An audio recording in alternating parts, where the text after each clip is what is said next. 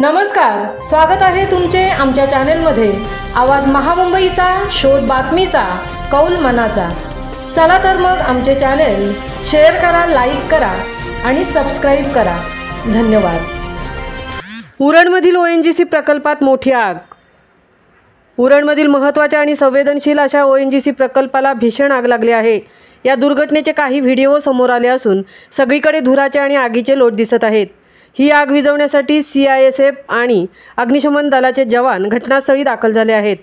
दरम्यान आगीचे नेमके कारण अद्याप स्पष्ट झालेले नाही। मात्र एवढ्या मोठ्या प्रमाणावर लागलेली आग पाहून लोकांमध्ये घबराट पसरलेली असून ही आग आणखीन रौद्र रूप धारण करणार का, असा सवाल उपस्थित केला जात आहे। उरणमधील ONGC प्रकल्पात मोठी आग लागली आहे। ही आग लागल्याचे समजताच प्रकल्पाच्या प्रशासनाने अग्निशमन दलाला पाचारण केले। अग्निशमन दलानेही कोणताही विलंब न लावता घटनास्थळी धाव घेतली। सध्या ही आग विझवण्याचा युद्धपातळीवर प्रयत्न केला जात आहे। त्यासाठी अग्निशमन दलाची पूर्ण यंत्रणा कामाला लागली आहे। ही आग लागल्यामुळे संपूर्ण उरण परिसरात भीतीचे वातावरण आहे। या प्रकल्पात नैसर्गिक वायू आणि तेल शुद्धीकरण केंद्र आहे। याच प्रकल्पात नैसर्गिक वायू आणि तेलाचे वितरणही केले जाते। त्यामुळे आगीवर नियंत्रण मिळवण्यात विलंब लागला तर ही आग आणखीन रौद्र रूप धारण करण्याची शक्यता व्यक्त केली जात आहे।